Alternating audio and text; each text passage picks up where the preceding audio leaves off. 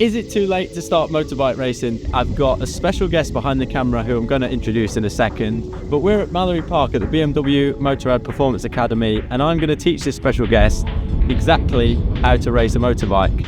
We're going to talk about body position, lines, gears, throttle and braking, and I'm going to guide you guys through at home exactly what we do so you can take these skills to your very next track day. And here is my special guest, Alec Briggs. He is a professional cyclist who I met last year on one of these BMW Academy days. Since that day, you did ask me the question, is it too late to become a motorbike racer? Exactly. Well, after that day, I had the best time ever, and I thought, I need to do more of this. Went and bought levers literally a week later after doing that day. And then in the hope one day I might get a bike, my rad girlfriend bought me a bike for my birthday, a CB500. It's cheap motorsport, and I thought that's the way in. And then I had to ask you, is it too late to become a motorbike racer? Because I've got an itch that I need to scratch. Yeah. Today's the day, we're going to find out. He's got his ACU license booked next week, so we're in quite a hurry to figure out how to become a motorbike racer today. I'm going to guide you through everything that I teach Alec today so you can follow along at home. We're going to talk about everything we mentioned before. So without further ado, let's get on track.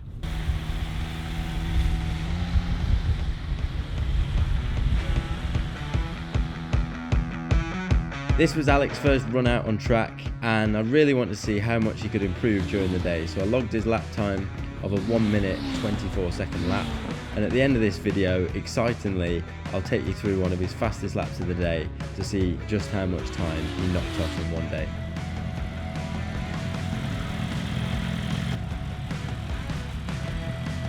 First up, I'm going to teach Alec about braking, and this is something you guys can practice at home, on your own track day, on your own track day bike. It doesn't matter what bike you're riding. When you're riding around the track, you'll have your own braking markers and the point you're braking at, and you might feel like you're at the limit or you're scared to go any later into that corner. So one thing you can do is brake at the exact same point. Don't change anything except the amount you're going to squeeze the brake. From that, you can then gauge how much braking power you've got from your bike. The first thing you're going to do initially is just touch the brake, and that first part of braking is just about loading the front suspension. In racing, it happens in a fraction of a second. The first part the rider grabs the brake is soft, and then they start squeezing the brake really hard.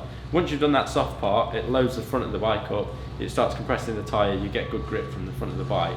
It doesn't matter so much in the dry because there's so much grip, but in the wet, if you weren't to do that and you just grabbed a handful of brake and didn't load the front, that's where you'll see a rider lock the front of the bike and crash. What we're going to do is go out, touch the brake initially, and then just start squeezing it as hard as we can. We're going to practice it at the hairpin and head wieners at the chicane. And then the only thing you've got to think about at that point is once you're squeezing it and squeezing it in a straight line when you're completely upright, is the back wheel coming off the floor. Which we hopefully won't get to that point, but basically that is the limit. So you've got zero brake at one end and doing a stoppie at the other end. And what you want to try and do is balance it as close to doing a stoppie the whole time as you can. When you're upright braking, the riders at the top of racing and the really experienced racers are doing basically a stoppie with the back of the bike just skimming the floor the whole time. The only rider that is completely different to everyone and is a freak is Toprak, who does a stoppie and then carries on doing a stoppie. That's for another video because I don't understand how he does that. He'll have to explain how he does that himself. But for everyone else and normal people, you want the bike to just be skimming the back tire on the floor. At that point, you know you're braking as hard as you possibly can. The last part of this section on braking is then when you start turning in. So when you start turning in, you're reducing the contact patch on the front of the tyre. You're going from a big fat part of the tyre in the middle to less as you're leaning in. And at that point, as you start leaning in, you have to have in your mind that you need to start releasing the brake. It's not quite 1 to 1, but for every 1 degree leaning the bike over, you need to start thinking about 1 degree more on the lever. I get what you're saying, yeah. If you see what I'm saying. So as you start leaning in, you're releasing the brake more and more and more, and then when you get into the side of the tyre, that's when you're basically off the brake. You can still be rubbing it a little bit and still slowing yourself down. But trail braking, that section, that's how you keep the bike turning. If you brake hard upright and then release the brake and don't turn in with the brake on, you won't turn basically. You'll start that's interesting. wide. So that's what's happening. I think that's the biggest thing to get my head around, is that there's bits of bicycling, riding a bicycle that kind of transfer, Yeah. like stoppies and stuff. Yeah. But I know when you get on a motorbike, it's going to feel completely different. Yeah. And I'll be real, trail braking on a bicycle, you never really need to do it. Yeah. Because you're carrying so much speed. Yeah. So, yeah, like braking mid-corner is something that's going to be quite alien to me. Yeah. Going to get some Insta360 cameras on now. Head out on track. We'll practice braking in a straight line. It might be difficult to see, but I'm going to get Alec to probably run into the back of me somewhere when I start hanging onto this brake, and you'll see just how hard we can brake.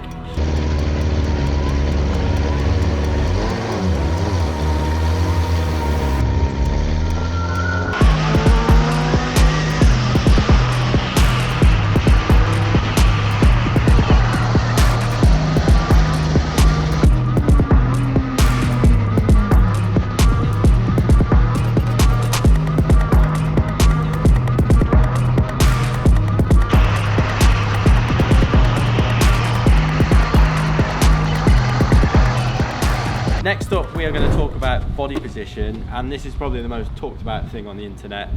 I have a standard system that I teach track day riders and people that are moving on to race, and this is what I'm going to talk Alex through now, basically. For anyone at home that's wondering, body position can be broken down into all your body parts, basically, starting with your feet.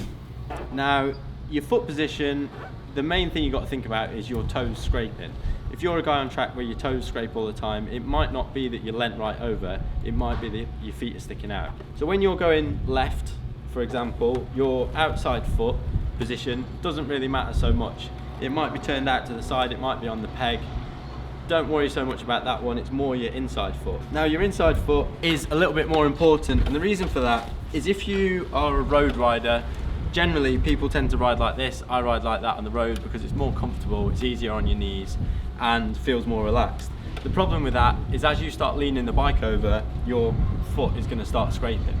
So if you find that your toes are scraping on track, it might just be that your foot's sticking out a little bit like this.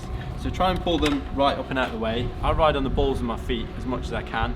It's like any sport, you've got more manoeuvrability and you can get about the bike easier like that. So really try and think about weight in your feet as much as you can. Whichever way you're pushing on your foot peg, you're going to start pulling the bike in that direction.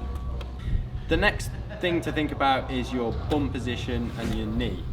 And it's the most talked about thing in track day riding. It's getting your knee down, it's what everyone wants to do. And for someone that's racing, it's not really the priority, that's not what we're thinking about. It's more about all the other stuff we're talking about. For the track day guy at home that wants to get his knee down, this is exactly how you do it. So if you are struggling to get your knee down, it's one of two things. You're either not leaning the bike over enough or you're not hanging off enough. Your backside, I try and have my left cheek off this part of the seat. So I try and have the middle of my bum on this, and that's a good reference because you can feel it there. When you start racing and you're going faster, it does become more than that. The next thing you have to think about is getting your elbow as close to your knee as possible. It doesn't have to touch, but generally if you pull your inside elbow down, you can see how much that's pulling the bike into the corner. And that's what we're really trying to do here, is counteract the bike going this way. We're trying to pull it in with our arm. Inside elbow close to my knee, and then that naturally pulls my shoulder down too. So my shoulder's down to the inside, and you can see now how much body weight I've got off to the inside. And the last thing you're then thinking about is your head position. So I'm trying to get my head as close to the mirror as I can. Obviously on your CB500 there's going to be no mirror, but you just imagine that that mirror's there, Alec, alright? And pull your head off to the inside, and that then is, I guess, a modern riding style. That's how everyone rides these days. Body position changes from rider to rider, but generally that's because of their height and how they naturally fit on the bike. You're quite tall, so you're like 6'2" like me. Yeah. So I'm not as good at riding bikes as you are. So that will mean you're sat further back in the seat. I remember that was the first thing you taught me. Was it? BMW. So that's why you've got good body position. You told me, it was genuinely, it was like, you had the comms in, right? Yeah. You got to drop your shoulder. And then like 3 laps later we got my knee down, and I was like, this is the best thing ever. Yeah, good. There you go. I didn't even pay him to say that either.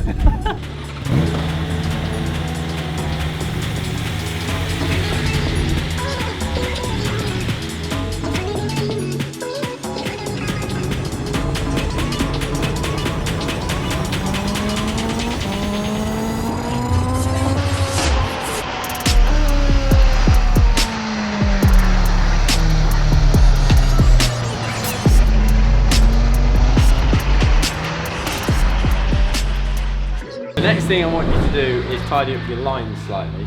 So on the exit of the first corner, there's a little bit of track left on the way out. It's hard to see exactly how much track you can use, but I'm going to try and get you to follow me. And the reason you start using all the track like that is as you're getting to the edge of the track, what you naturally do with the bike is stand it up and you get onto the fatter part of the tyre and you'll have more grip and you can accelerate harder. So we're coming out of Gerard's, yeah? Last one. Coming out of Gerard's. Because I'm squaring it off quite a lot, aren't I? Yeah, and we're going to get you to use all the track, go all the way to the curb, and the same at the last corner too. You're going to come down the hill and go all the way to the curb on the outside. Yeah, that last corner freaks me out, I'm not going to lie. There's a big wall on the outside, isn't there? And also the compression. It In kind the of bottom. unsettles the bike. Yeah, So it is it does. better to go wide? You just naturally let yourself drift down. The dip is the point where you can then accelerate fully, but up to that point. It is mental when the front starts moving. You're like, this is cool, man. Yeah. It is mega. Good. All right, we'll head out.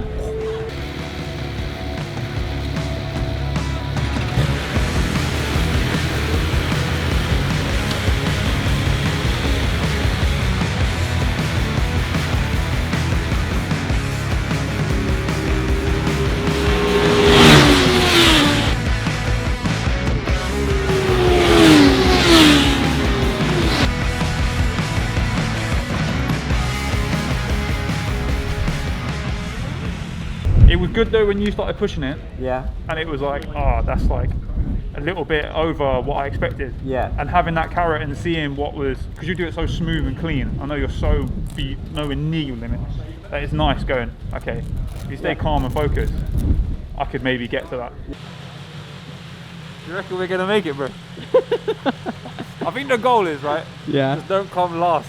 If we can not come last, You that'd be unreal. Yeah.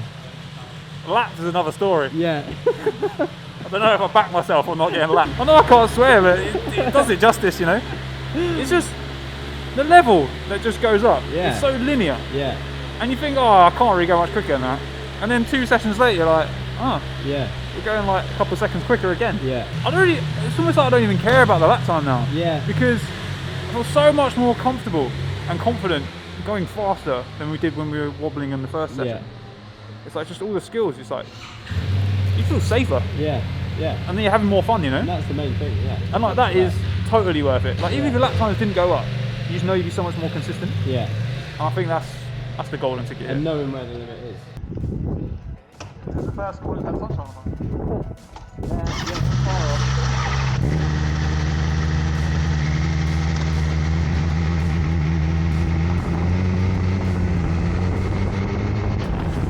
Alec really was coming on leaps and bounds. Now don't forget, at the end of this video, I'm going to take you through one of his fastest laps to see just how much he'd improved in a single day at Mallory Park.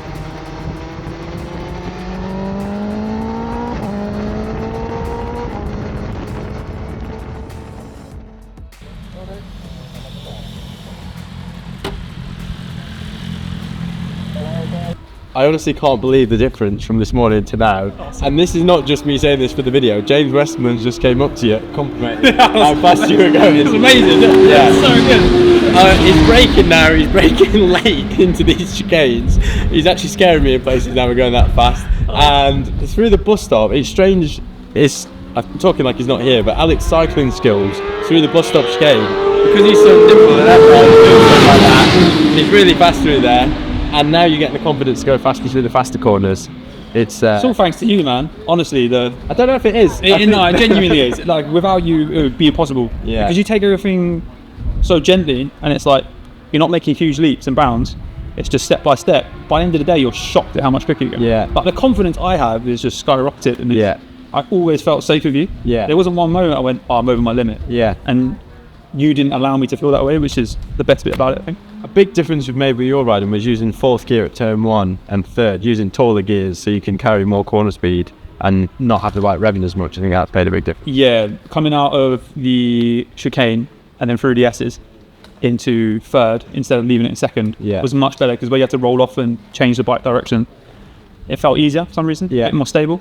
And then coming into Gerald as the first long right-hander, going in fourth, I think it just gave me a little bit more momentum through the turn to get to the point I needed to. So it was almost like getting the braking done. By the time I hit the corner, I was like getting back on the throttle already, which is just stupid. Yeah. But moving up to fourth kind of stopped me doing that. I should get Awesome. I think the improvement Alec made in just one day is clear to see, with his body position, his lines, his braking and throttle control. It really was impressive, and he's well on his way to becoming a motorbike racer. But the question was, how much faster had he managed to go in a single day? And the answer was a 1:24 this morning to a 1:04 this afternoon. 20 whole seconds faster in just one day. Well done, Alec. I'll see you in the next one.